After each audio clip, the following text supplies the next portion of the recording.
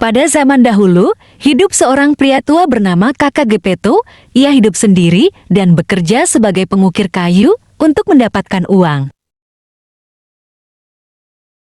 Suatu hari, Gepeto ingin mengukir boneka kayu laki-laki bernama Pinocchio.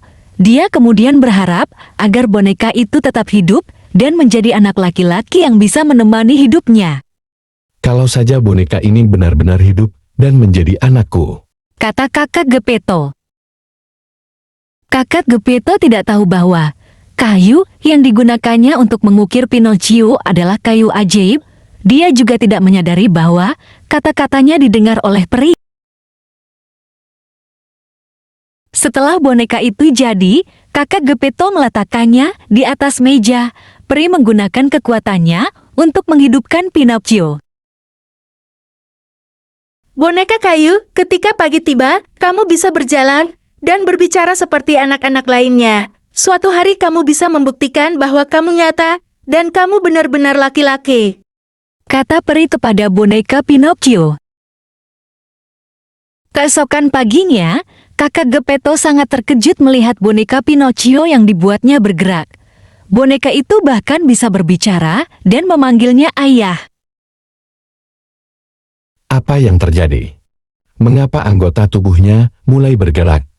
Kamu juga bisa bicara. Tanya Kakak Gepeto. Ya, aku anakmu Pinocchio. Jawab Pinocchio. Sebelum Kakak Gepeto berbicara lagi, Pinocchio kemudian keluar dan lari dari rumah Kakak Gepeto. Kakak Gepeto kemudian mengejar Pinocchio yang sedang berlari kencang. Orang-orang di jalan yang melihat boneka hidup itu tidak bisa menahan tawa. Pinocchio, ayo pulang, berhenti berlari. Kata kakek. Pinocchio menjadi nakal dan tidak mau menuruti Kakak Gepeto. Dia kemudian berbaring di jalan sambil tertawa. Saya tidak ingin pulang. Saya ingin terus bermain. Saya tidak ingin dikurung di rumah. Kata Pinocchio pada Kakak Gepeto. Pinocchio yang nakal akhirnya kembali ke rumah setelah berkeliling kota dan berperilaku buruk. Dia pulang lapar. Suatu hari, Pinocchio meminta untuk didaftarkan di sekolah. Ia ingin seperti anak-anak lain yang belajar di sekolah. Kakak Gepeto menyetujui keinginan Pinocchio. Padahal dia tidak punya uang untuk membelikan buku sekolah untuk Pinocchio. Kakak Gepeto kemudian berusaha keras mencari uang untuk menyekolahkan anaknya. Dia bekerja siang dan malam agar dia bisa membeli buku pelajaran untuk Pinocchio. Pinocchio, sekarang kamu bisa pergi ke sekolah. Katanya. Keesokan harinya, Pinocchio pergi ke sekolah. Dalam perjalanan ke sekolah, dia mendengar musik dan mengetahui ada pertunjukan boneka yang sedang berlangsung. Agar bisa membeli tiket pertunjukan, Pinocchio menjual buku sekolah yang dibelikan Kakak Gepeto. Di tengah pertunjukan, Pinocchio diajak naik ke atas panggung. Pinocchio berhasil membuat pertunjukan menjadi meriah karena ia merupakan boneka hidup yang tidak digerakkan oleh manusia. Sayangnya, Pinocchio terjebak dan ingin dimanfaatkan oleh pemilik pertunjukan. Saat terjebak dengan sedih, Pinocchio melihat peri di dekatnya. Dia kemudian meminta bantuan. Peri itu kemudian meminta Pinocchio untuk menceritakan semua yang telah terjadi dengan jujur. Bukannya jujur, Pinocchio malah berbohong dan mengaku telah ditipu dan dirampok oleh orang jahat. Mereka mencuri buku sekolah saya dan memaksa saya datang ke sini. Mereka kemudian memasukkan saya ke dalam kandang. Kata Pinocchio. Tiba-tiba, hidung Pinocchio bertambah panjang. Setiap kali dia berbohong, hidungnya semakin panjang. Peri itu kemudian berkata bahwa Pinocchio harus mengatakan yang sebenarnya agar hidungnya tidak tumbuh panjang. Setiap kebohongan yang keluar dari mulutnya akan membuat hidungnya semakin panjang. Pinocchio akhirnya mengatakan yang sebenarnya.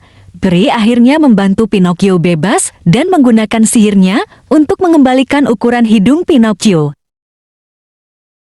Setelah dibebaskan, Pinocchio tidak berubah menjadi anak yang baik, tetapi ia terus melakukan hal-hal buruk dan nakal.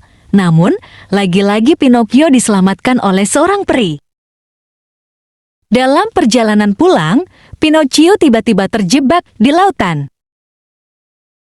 Dia kemudian dimakan oleh hiu besar. Di dalam perut ikan hiu, ia melihat sosok kakak Geppetto. Keduanya kemudian saling berpelukan. Pinocchio dan kakak Geppetto berusaha mencari jalan untuk keluar dari perut hiu. Pinocchio lalu mendapatkan ide untuk membuat api unggun di dalam perut hiu. Idenya pun berhasil dan mereka keluar dengan dorongan yang keras dari perut hiu. Dalam perjalanan pulang di tengah hutan, kakak Geppetto terlihat lemas, kemudian digendong oleh Pinocchio. Pinocchio merawat kakak Geppetto sampai dia sembuh. Terima kasih Pinocchio, berkat kamu, aku bisa sembuh dan sehat, Kata kakak Geppetto. Setelah sampai di rumah, Pinocchio kembali didatangi peri dalam mimpinya.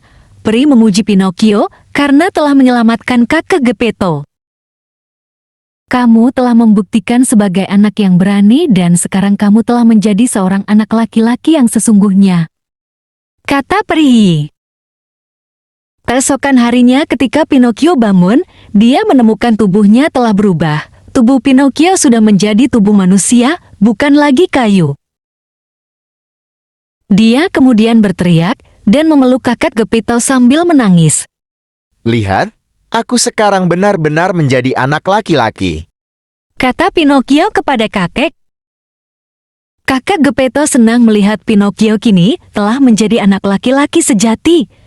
Sejak itu, mereka berdua hidup bahagia dan Pinocchio tidak pernah nakal lagi. Pesan moral dari cerita ini adalah bahwa setiap orang dapat belajar dari kesalahan dan menjadi lebih baik. Asalkan ia memiliki tekad yang kuat untuk melakukannya dan menghargai nilai-nilai positif seperti kejujuran, kesetiaan, dan tanggung jawab. Terima kasih sudah menonton, jangan lupa like dan subscribe.